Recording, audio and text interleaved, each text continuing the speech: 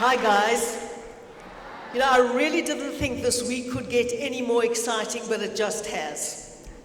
I've had the most fabulous morning. And I hope you guys go and look at all the exhibits and get as excited as I am. But quickly, before I bubble over, there are a few very important things called protocol. And I can say all protocol observed when I've done the most important bits of protocol. So I do want to thank the Minister for inviting me. I was so excited to get an invitation, and thank you very, very much for inviting me. And to the Director General, he's Dr. Njwaha, and I asked him what his doctorate was in, and he said, solid state physics. And then I asked him what solid state physics was, and he couldn't do it in 140 characters like a tweet. So we have to discuss that another day. But we also say to Professor Tyrone Pretorius, what a privilege and pleasure. And you know, I remember the era that you were discussing about UWC, and every single time I come here,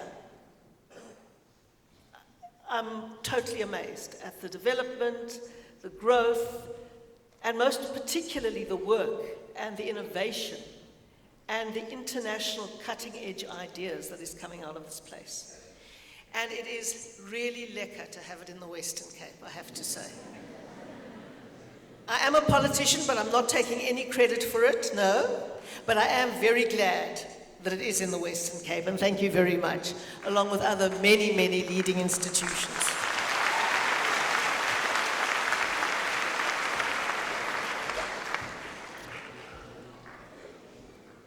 Today I see just how wide-ranging and how exciting science is, and how the job of science is to look at the problems in our world and find solutions to them. So what I did know, for example, was that in the area around Grabo and Elgin, anyone here from Grabo and Elgin?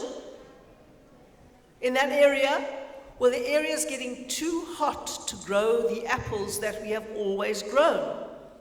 So in the tent out there, there are scientists who are developing apples that can particularly take stronger temperatures. Now, how about that?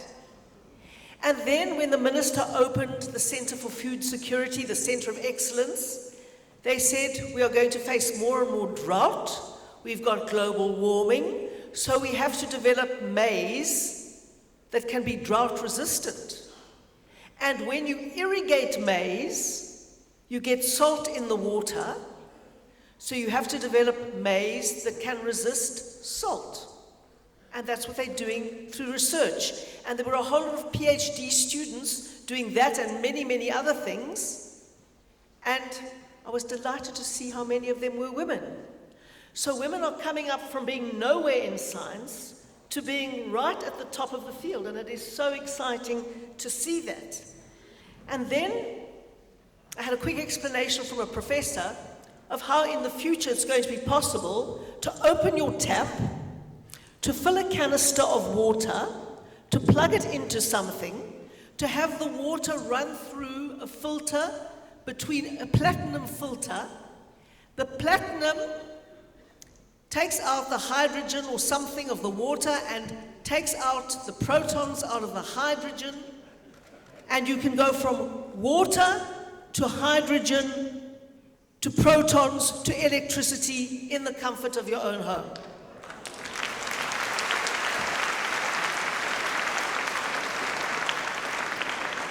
So in the not-too-distant future, you're going to be able, instead of hassling with Eskom, to be able to switch on your tap and plug it in and get electricity.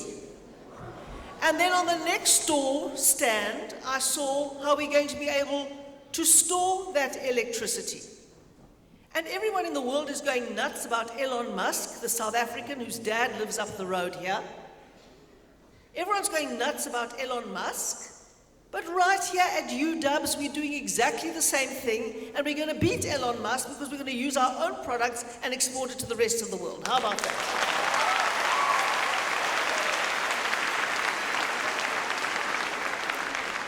shame. I'm seeing the poor professor who explained to me about the hydrogen and the platinum and the water. I'm very sorry, sir, but I don't think anyone's going to get an exam on my explanation.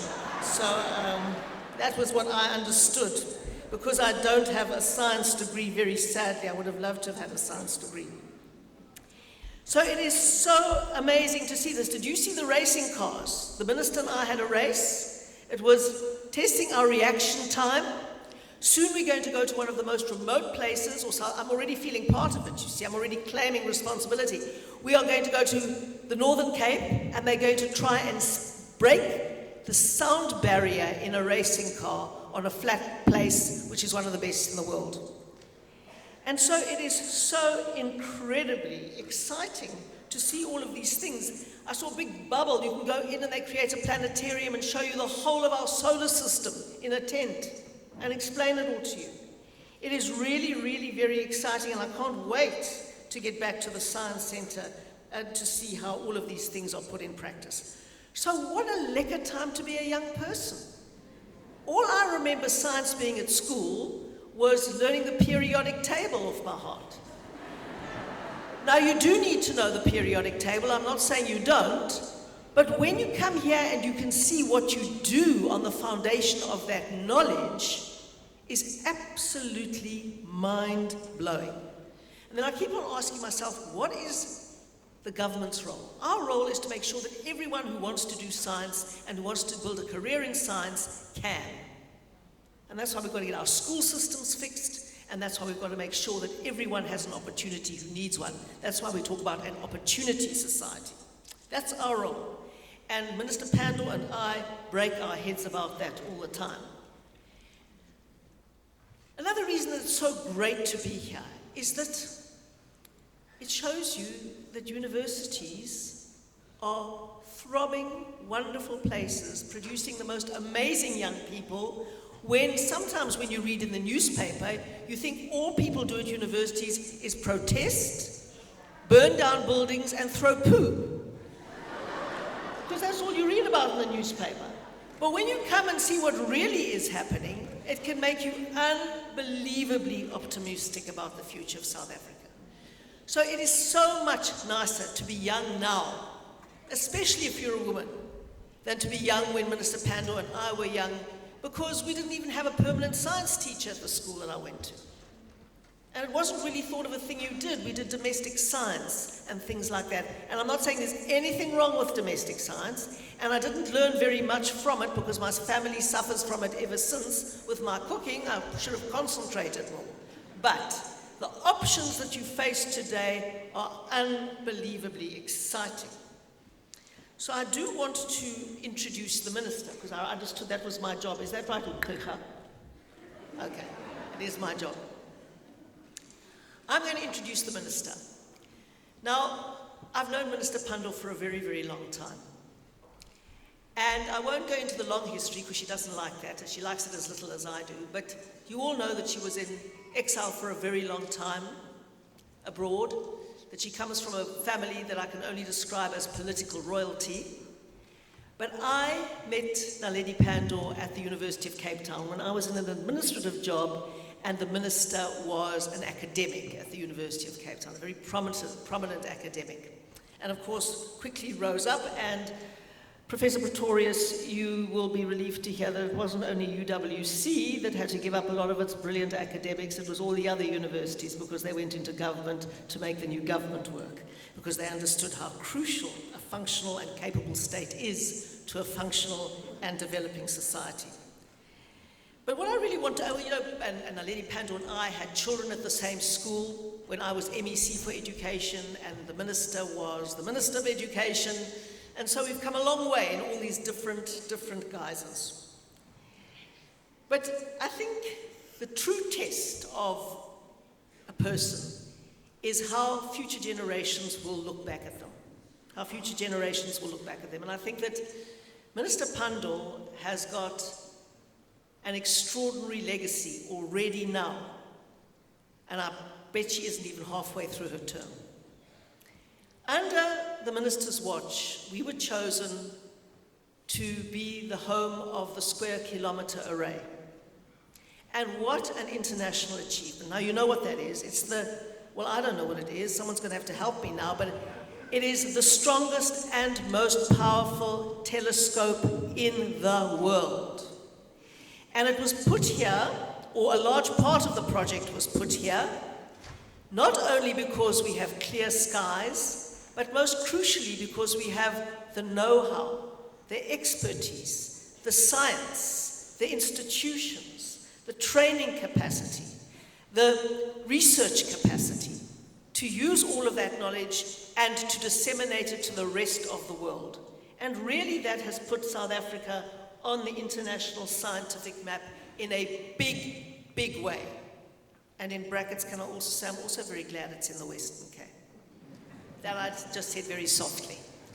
But it really is wonderful, and we will do our best to be worthy, very worthy hosts to that incredible achievement of yours, Minister.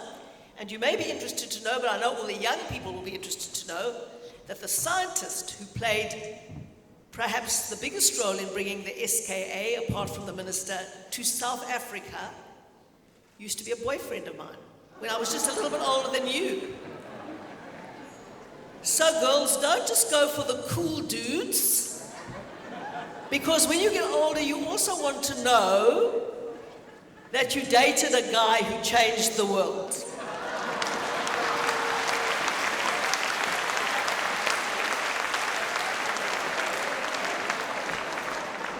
Viva nerds, viva!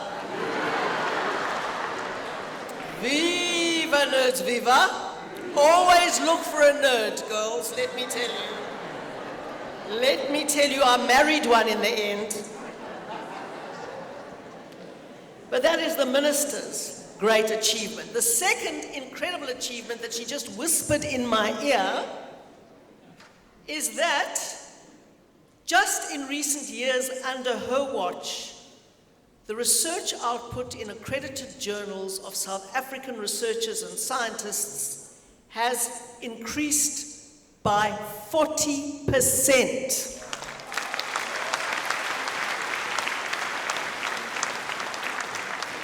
Now, do you know what that means? That means that scientists and researchers are producing work of such value that is taking knowledge forward in the world, that it is published in accredited journals and adding to the global stock of world knowledge in a seriously recognized way, which is what academics are really supposed to do, apart from teaching. Both those roles are important, but they've got to produce world-class research. And in South Africa today, when you look behind the protest of all of the stuff that we're seeing at university, that is what we should be celebrating about our universities, and none more so than UWC, which has come forward in such an unbelievable way in the scientific field. And so that is enormously exciting. South Africa is on the map, and we need to be on the map. Why? Because we've got the whole continent of Africa, which is the world's largest continent, still waiting for all the development, all the discoveries, all the growth, all the potential to be unleashed. If we're talking about food, it's got the most fertile land in the world and the best water supplies in the world, although they're not here in the Western Cape. But it's across the rest of Africa, and our research and our knowledge in centers, for example, for food security, can transform the world by partnering with Africa, where all of those natural resources lie. Technology. Africa is going to leapfrog so many technologies. For example, no one is going to know in Africa what it's like to stand in a queue and ask a teller for money after you filled in a slip. Probably none of you know that system either, but I remember it. Everything will be done on cell phone technology. There won't even be fixed line technology in most African countries. And so we've got a whole continent in which we can leapfrog hundreds of years of technological development and get to the cutting edge of science. And you are the scientists, you are the generation who's going to do it. How lekker is that? How cool is it to be a young person today? Our job as politicians is to make sure the system works. There's the rule of law, there's a capable state, there's a culture of accountability. But the purpose of that is to create the space and the opportunities for you to be as brilliant as you can be, and to use your opportunities to change the world, because we've got the best place in the world to change the world from. So go for it and enjoy. Thank you.